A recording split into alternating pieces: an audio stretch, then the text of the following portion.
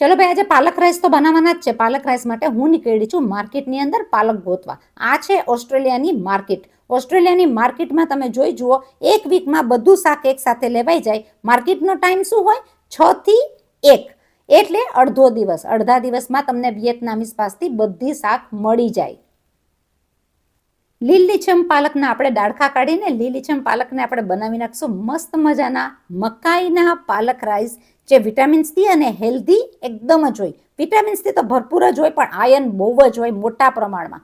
તો શા માટે હેલ્ધી ના ખાવું? ચાલો બનાવી નાખીએ પાલક રાઈસ. પાલક રાઈસ માટે આપણે લઈ લઈશું 1 કપ ચોખા. તમે ચોખા ગમે એ લઈ શકો. આપણે એને ધોઈ નાખશું ઠંડા પાણીથી 2 થી 3 વાર. રાખી મૂકશું પલાળેલા ચોખા એટલીસ્ટ અડધી કલાક.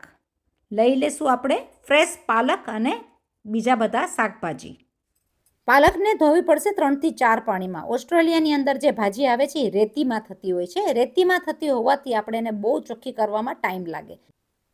સ્વાદિષ્ટ પાલક રાઈસ બનાવવા માટે ડાળખા કાઢીને આપણે લઈ લઈશું પાલકના બધા જ પાન. આપણને ડાળખા જોતા નથી. ડાળખા કાઢેલી પાલકની ભાજીને કટ કરી નાખશું મોટા મોટા પીસીસમાં, કારણ કે આપણને કરવાની છે આને ગ્રાઇન્ડ. લઈ લેશું એક બાઉલની અંદર. બધી ભાજી આ રીતના આપણે કટ કરી લેશું. ભેગી કરેલી ભાજી લીલી છમ એનું બનશે એકદમ સરસ મજાના પાલક રાઈસ. પણ એડ કરશું એની અંદર ઓનિયન અને કેપ્સિકમ. કેપ્સિકમની સાથે આપણે થોડા લસણ અને આદુ, કારણ કે આ વેજીટેબલ્સ જે આપણે નાખશું એ હેલ્ધી પણ હશે અને સ્વાદિષ્ટ.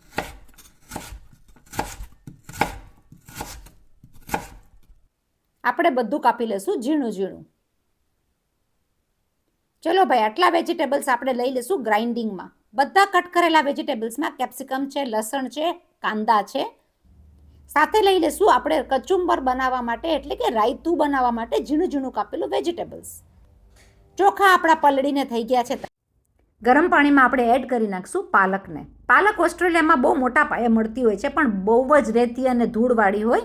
$1-2 પાલક તમને મળી જાય. આપણે બોઇલ કરેલી પાલકને કાઢી લેશું એક ગયણામાં. આ પાલકની અંદર તમે બરફનું પાણી પણ નાખી શકો, ઠંડુ પાણી પણ નાખી શકો. હું એને થવા દઈશ ઠંડી.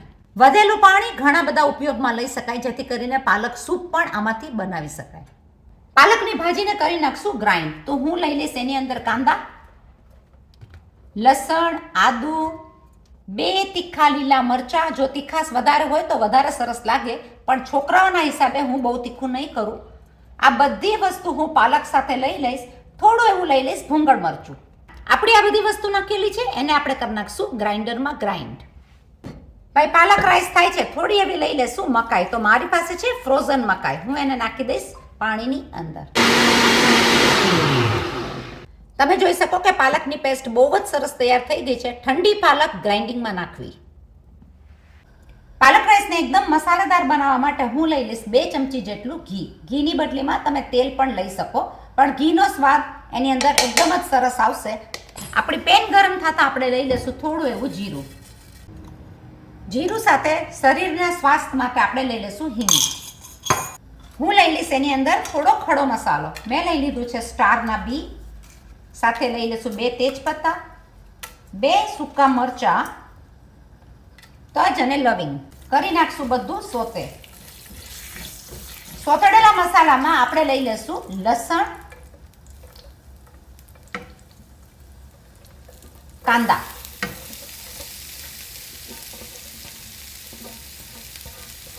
છે ને ડબલ મસાલો, ડબલ સ્વાદ.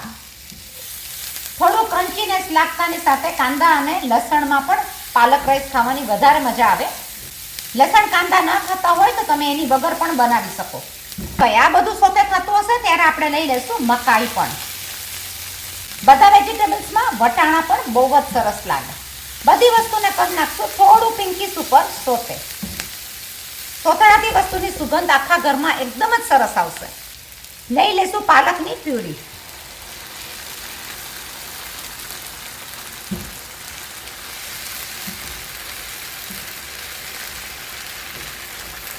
બધી વસ્તુને કરી નાખશું મિક્સ.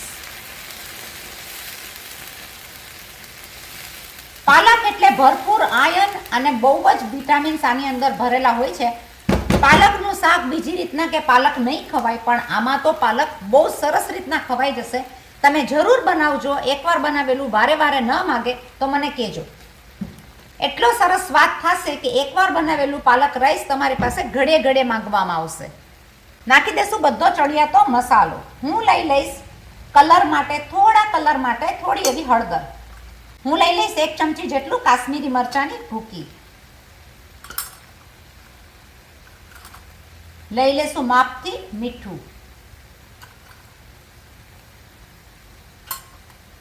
ફ્લેવર માટે ધાણા જીરું મિક્સ 5 ચમચી. નાખી દેશું ફ્લેવર માટે થોડું એવું ગરમ મસાલો. પાલક છે ભાઈ, થોડી એવી ખટાશ દેશું તો વધારે મજા આવશે. લેશું થોડું આમચૂર પાવડર. કરી નાખશું બધા મસાલાને સરસ રીતના મિક્સ. પાલકમાં પાણી ન નાખ્યાના હિસાબે એકદમ સરસ રીતના પાલક મિક્સ થઈ જશે બધા મસાલામાં. ચલો ભાઈ, વારો આવ્યો ભાત લેવાનો. લઈ લેશું આપણે એની અંદર આપણા પલાળેલા રાઈસ. તમે કોઈ પણ રાઈસ લઈ શકો આની અંદર. આપણા રાઈસમાં લઈ લેશું પાલકનું નીકળેલું પાણી. આપણા રાઈસ જ્યાં સુધી ખદખદે છે ત્યાં સુધી આપણે બનાવી નાખશું એકદમ સરસ મજાનું રાયતું. ચલો આપણે બનાવી નાખીએ રાયતું. રાયતા માટે મારે બહુ બધું બનાવવું નથી. રાયતું આ દહીંની રેસીપી આપણી ચેનલમાં બહુ સરસ રીતના 2 વાર પડેલી છે, તો જરૂર જોજો.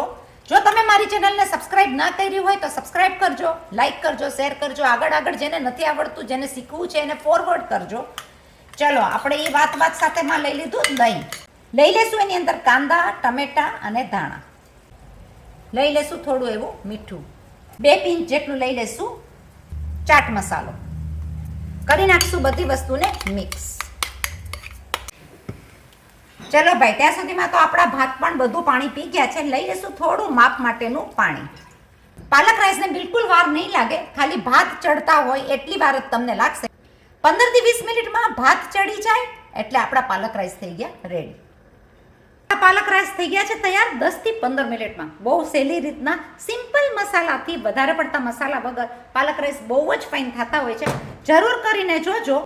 ભાતનો દાણો ગરમ હોવાથી ઠંડા થઈ ગયા બાદ એકદમ ખીલો ભાત થશે તો પાલક રાઈસ થઈ ગયા છે આપણા રેડી. લઈ લઈશું આપણું બનાવેલું રાયતું આપણા બાઉલની અંદર. રાયતું છે કે દહીં છે, પાલક રાઈસ સાથે બધી વસ્તુ સરસ જશે. બનાવજો સહેલી રીતના, સિમ્પલ રીતના કરજો, બીજાને ફોરવર્ડ.